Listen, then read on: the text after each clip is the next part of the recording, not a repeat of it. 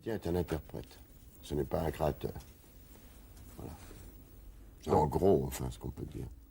À 86 ans, Michel Bouquet demeurait cette silhouette droite, presque hiératique, dont la voix grave avait traversé des générations entières. Le public le voyait comme l'ultime gardien du théâtre classique, l'interprète rigoureux de Molière, d'Eugène Ionesco et de Jean Anouilh.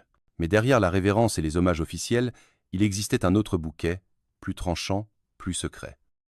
Celui qui, à la fin de sa vie, se permit enfin de dire tout haut ce qu'il avait toujours pensé tout bas, qu'il y avait des artistes qu'il ne pouvait absolument pas voir en peinture. Car Michel Bouquet, s'il incarnait la discipline et le respect du texte, ne supportait pas la légèreté, la frivolité ou l'improvisation tapageuse. À ses yeux, l'art dramatique était un serment solennel, un dialogue avec la vérité. Ceux qui s'en éloignaient, qui préféraient les effets faciles ou l'ego démesuré, il les regardait avec une sévérité glaciale. C'est cette sévérité, forgée par plus de 70 années de carrière, qui allait révéler 5 noms. 5 figures, parfois adulées par le public, mais qui, pour Bouquet, représentaient une trahison de l'exigence artistique.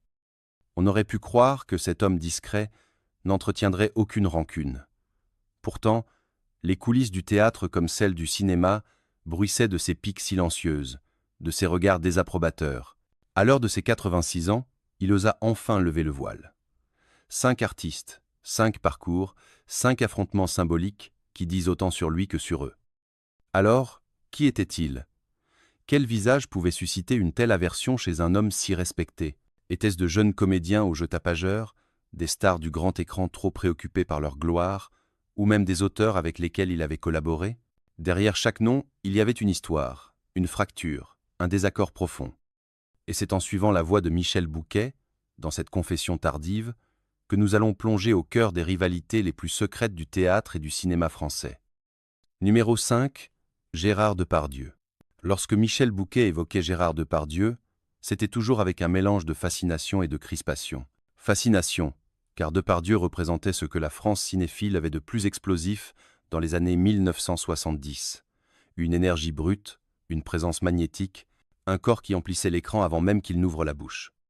Crispation, parce que cette énergie, aussi volcanique qu'imprévisible, heurtait de plein fouet l'univers que Bouquet défendait. La rigueur du texte, la diction millimétrée, le respect absolu de l'auteur.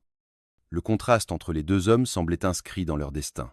Michel Bouquet, né en 1925, avait été formé dans le culte de la tradition théâtrale, grandissant à l'ombre de Molière et de Racine. Gérard Depardieu, né en 1948, débarquait avec fracas dans un monde qu'il bousculait de toutes parts, transformant le cinéma français par son naturel désarmant et son goût pour l'improvisation. Là où Bouquet voyait la scène comme un sanctuaire, Depardieu la traitait comme une arène. Leur rencontre ne fut jamais un affrontement direct sur un plateau, mais plutôt une succession de parallèles discordants.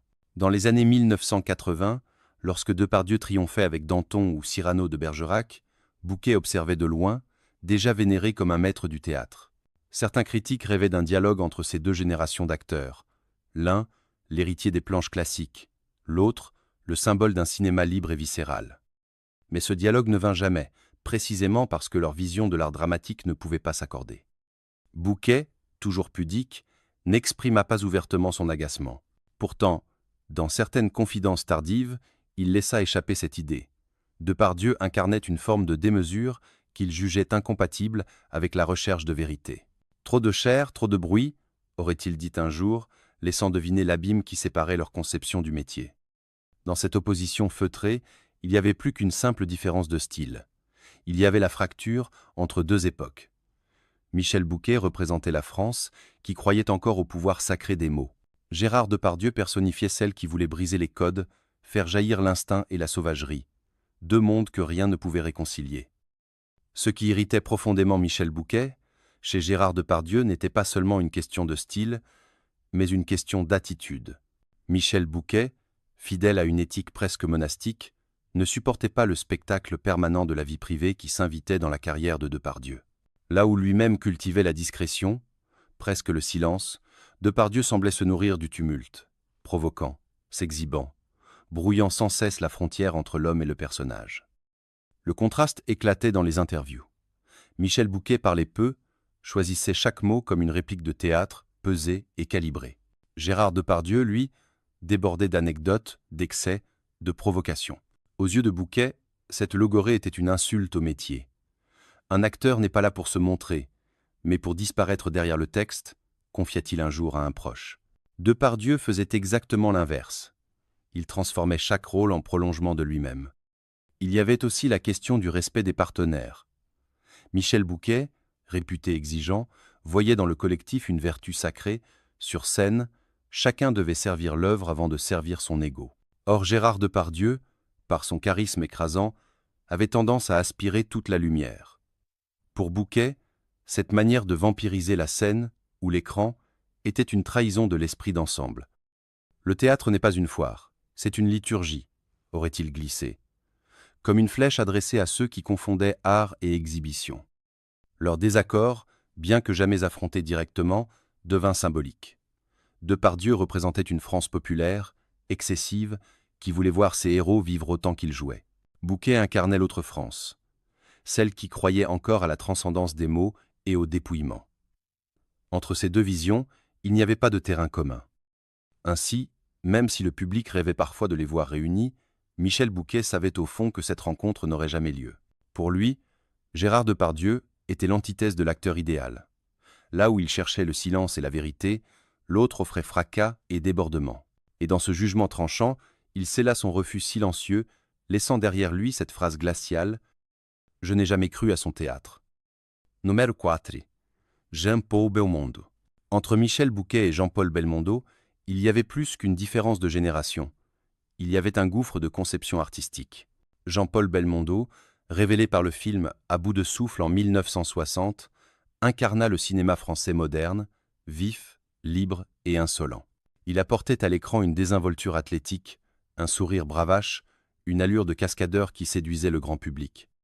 Michel Bouquet, lui, avait déjà 35 ans, marqué par des décennies de théâtre classique. Il croyait à la lenteur, à la discipline, à l'étude infinie du texte. Dans l'imaginaire collectif, Belmondo était le visage du divertissement populaire, tandis que Bouquet demeurait l'ombre grave du théâtre exigeant. Lorsque le premier se lançait dans des aventures cinématographiques pleines d'action et d'humour, le second répétait Racine et Molière, refusant tout compromis avec ce qu'il considérait comme la vérité dramatique. Cette opposition symbolisait deux Frances qui ne se regardaient pas, celle qui riait dans les salles de cinéma bondées et celle qui méditait dans l'austérité d'une salle de théâtre. Les rares fois où leurs chemins se croisèrent dans des cérémonies ou des événements publics, l'écart était visible. Belmondo arrivait entouré de fans, serrant des mains, distribuant des sourires. Bouquet, discret, presque reclus, semblait observer ce tourbillon avec un scepticisme glacé. Pour lui, l'acteur devait se tenir à distance de la foule, préserver une forme de sacralité. L'idée même d'une star adulée pour ses cascades lui paraissait relever du cirque plus que de l'art dramatique. Ce n'était pas un conflit personnel nourri de rancune précise, mais plutôt une incompatibilité fondamentale de trajectoire. Michel Bouquet ne pouvait se résoudre à admirer Belmondo, parce qu'il voyait en lui la négation de ce qu'il avait passé sa vie à défendre. La profondeur du texte, la verticalité du théâtre, le poids des mots qui élèvent. Belmondo, au contraire, incarnait une légèreté solaire, une proximité avec le public qui abolissait les distances. Ainsi, derrière le sourire lumineux de Bébel et la gravité de Bouquet, deux univers irréconciliables se dessinaient. Et dans ce silence sans affrontement, Bouquet entretenait une aversion feutrée, celle d'un homme qui voyait s'élever un cinéma dont il refusait les règles. Ce qui heurta profondément Michel Bouquet chez Jean-Paul Belmondo, ce n'était pas tant l'homme que le symbole qu'il incarnait. Aux yeux de Bouquet, Belmondo avait fait triompher une conception du cinéma où l'adrénaline et le charisme l'emportaient sur la substance. Ses cascades spectaculaires, ses dialogues prononcés avec une désinvolture charmeuse, son goût pour le panache faisait vibrer les foules, mais pour Bouquet, cela relevait davantage du spectacle de foire que de l'art dramatique. Dans certaines confidences, Michel Bouquet laissa échapper son agacement face à cette popularité jugée trop facile. « Le public aime ce qui brille », disait-il. Mais il oublie que l'essentiel est dans l'ombre, dans le silence des mots bien dits. Cette remarque, à peine voilée, pouvait s'interpréter comme une critique directe de l'art de Belmondo. Michel Bouquet voyait en lui un comédien qui avait choisi l'efficacité immédiate plutôt que la recherche intérieure. Leur trajectoire, parallèle mais divergente, renforçait cette impression. Belmondo accumulait les succès au box-office, devenant une figure nationale, tandis que Bouquet recevait l'admiration des cercles du théâtre, parfois jugés élitistes mais d'une exigence sans compromis. Dans cette divergence, Bouquet ne cachait pas son indifférence à l'égard du cinéma populaire. Il le considérait comme une distraction, pas comme une œuvre durable. Belmondo, par son immense succès, incarnait précisément cette dérive. Au fond, ce qui séparait les deux hommes, c'était la définition même du métier d'acteur. Pour Belmondo, être acteur, c'était être aimé du public, divertir, transmettre une joie immédiate. Pour Michel Bouquet, c'était se faire le serviteur invisible du texte, porter sa gravité sans chercher l'ovation. L'un était soleil éclatant, l'autre une flamme froide et continue. Aucun terrain d'entente n'était possible. Ainsi, derrière le silence poli de Michel Bouquet, se cachait une forme de rejet. Il ne voyait en Belmondo qu'un acteur du plaisir, quand lui-même se vivait comme un acteur du devoir. Et son jugement final, sec et glacial, résumait cette fracture avec la brutalité d'une sentence. Ce n'était pas un acteur, c'était un acrobate. Numéro 3, Alain Delon. Le nom d'Alain Delon évoquait pour le grand public la beauté insolente, l'aura magnétique, le mythe vivant du cinéma français. Mais pour Michel Bouquet, il représentait aussi un paradoxe troublant, celui d'un acteur qui avait tout le regard, le charme, la carrière internationale, mais qui, à ses yeux, manquait de cette profondeur qui faisait l'essence du métier. Michel Bouquet, en véritable artisan du théâtre, voyait le comédien comme un ouvrier du texte, un passeur humble, un interprète au service d'une œuvre. Alain Delon, depuis ses débuts, fut élevé au rang de star. Ce statut, Michel Bouquet ne le comprenait pas. Il l'observait comme une anomalie. Comment pouvait-on tant célébrer une silhouette, un visage, plutôt que le travail acharné derrière la diction et l'interprétation? Le contraste éclata dès les années 1960. Tandis que Delon brillait dans Plein Soleil ou l'année dernière à Marienbad, Michel Bouquet poursuivait une carrière plus discrète, marquée par sa fidélité au théâtre. Pour lui, Delon incarnait le cinéma des projecteurs, celui qui nourrit les magazines et les foules, mais pas nécessairement la vérité dramatique.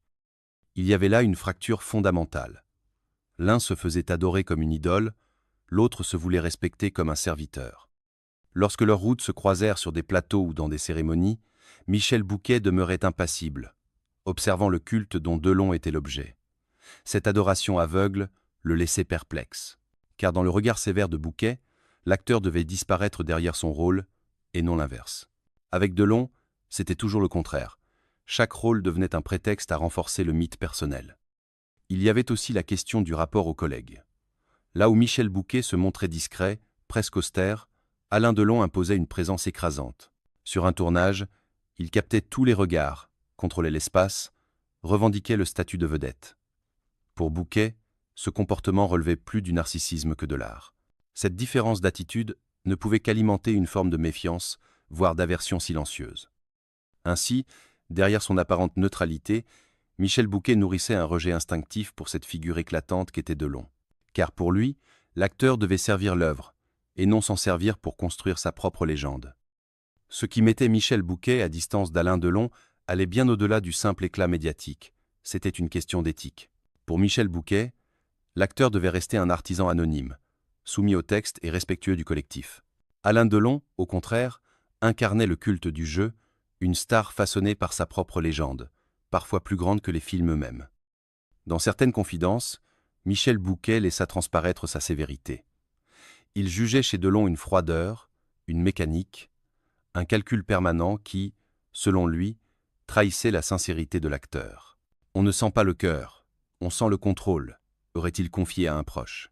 Là où Michel Bouquet cherchait la faille humaine, la vérité nue qui émerge d'une diction précise, Delon brillait par une perfection glaciale, mais sans profondeur véritable. Leur trajectoire soulignait ce contraste.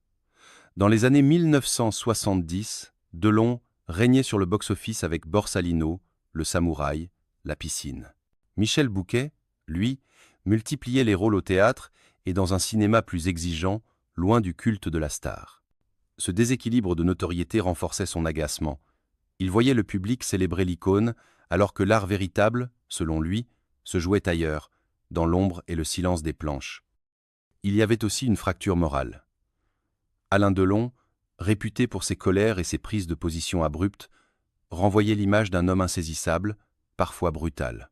Michel Bouquet, pudique et réservé, ne pouvait qu'y voir un contre-exemple. Pour lui, un acteur devait être au service de son métier, non pas dominer son entourage par la force de son ego. Cette opposition se cristallisa dans les jugements qu'il porta sur Delon. À la fin de sa vie, Michel Bouquet n'hésitait plus à qualifier son collègue d'icône creuse, symbole d'un cinéma qu'il respectait peu. Derrière cette formule, il y avait toute la rigueur d'un homme qui refusait de céder à l'admiration facile. Et c'est ainsi qu'il conclut son ressentiment, sans éclat ni colère, mais avec une sentence sèche comme un couperet. Il n'aimait pas ses rôles, il s'aimait lui-même. Numéro 2, Jean Anouilh. S'il y a un nom qui surprend dans la liste de Michel Bouquet, c'est bien celui de Jean Anouilh. Car sans Anouilh, la carrière de Michel Bouquet n'aurait sans doute pas connu le même éclat. Dès les années 1950, l'auteur fit de lui l'un de ses interprètes favoris. Michel Bouquet fut Antigone, Beckett, Oreste, et il devint, à travers ses personnages, la voix incarnée des dilemmes tragiques que le dramaturge aimait explorer. Pendant plusieurs décennies, leur collaboration fut si intense que beaucoup les considéraient comme indissociables. Pourtant, derrière cette alliance artistique, se cachait une relation complexe, pleine de tensions et de non-dits. Michel Bouquet, élève discipliné et fidèle au texte, trouvait chez Anouilh une exigence voisine, mais aussi une dureté parfois insupportable. L'auteur, connu pour son intransigeance, poussait ses acteurs jusqu'à la limite, leur imposant une vision totale de son théâtre. Bouquet, qui vénérait l'art dramatique comme un sacerdoce, accepta longtemps cette domination, mais en garda au fond de lui une forme d'amertume. Au fil du temps, les fissures devinrent visibles. Dans les coulisses, on racontait que Bouquet souffrait de l'autorité écrasante d'Anouilh, de ses remarques tranchantes, de son absence de chaleur humaine. Leur complicité, nourrie par un immense respect mutuel, reposait aussi sur un terrain miné. Chacun pensait être le véritable dépositaire de la vérité du texte.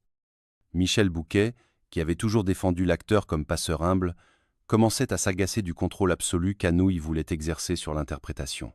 Pour lui, l'auteur devait écrire et se taire, laissant ensuite au comédien la liberté de faire vivre l'œuvre. Or Jean Anouilh, au contraire, restait présent jusque dans la respiration de ses acteurs. Cette présence constante finit par devenir une entrave. Ainsi, derrière l'image d'un duo inséparable, se dessinait en réalité une tension sourde, celle de deux artistes trop exigeants pour cohabiter longtemps sans friction. Michel Bouquet, silencieux et pudique, ne laissait rien paraître publiquement. Mais ses proches savaient. Anouilh, qui l'avait tant servi, était aussi celui qu'il jugeait parfois insupportable. Ce qui transforma l'admiration de Michel Bouquet pour Jean Anouilh en une forme d'amertume tenait à la nature même de leur collaboration. Jean Anouilh, réputé pour sa plume acérée et son sens des dialogues, voulait régner sur ses pièces jusque dans la chair de ses interprètes. Pour Michel Bouquet, cette mainmise était une blessure invisible. Il respectait l'écrivain, mais refusait que le dramaturge dicte chaque inflexion, chaque souffle. Le désaccord culmina dans les années 1960, lorsque Michel Bouquet triomphait dans Antigone et Beckett. Le public célébrait l'union parfaite entre l'auteur et l'acteur.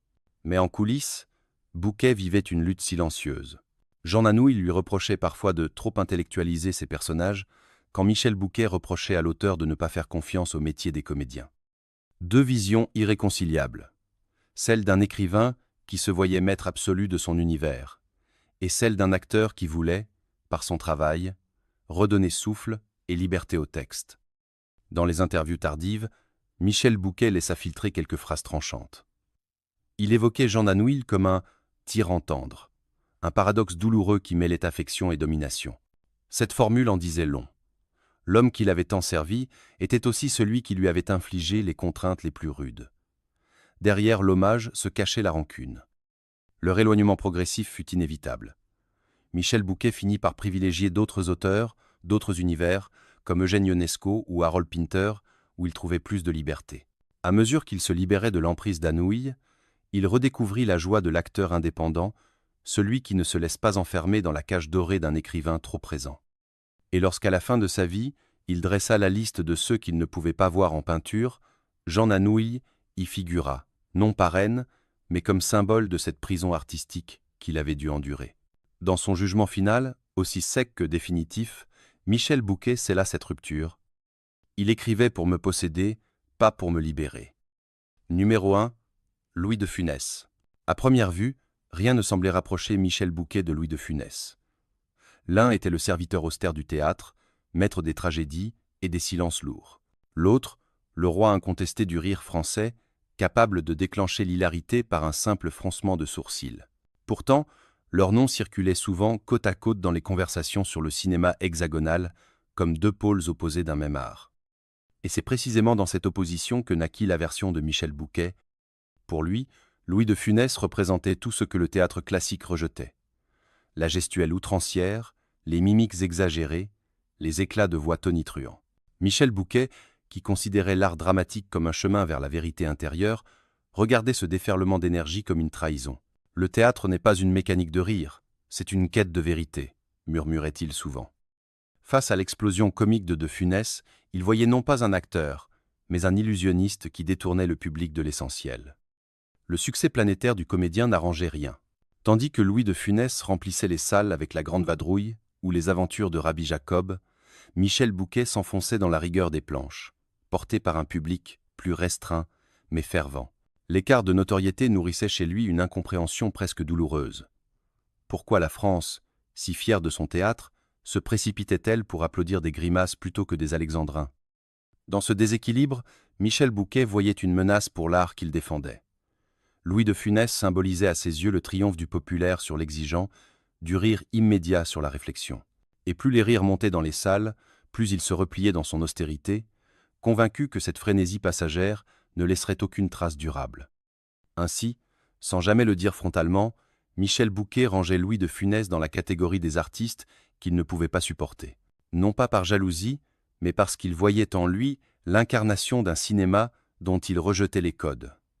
Deux visions irréconciliables, l'une tournée vers l'éclat, l'autre vers l'ombre.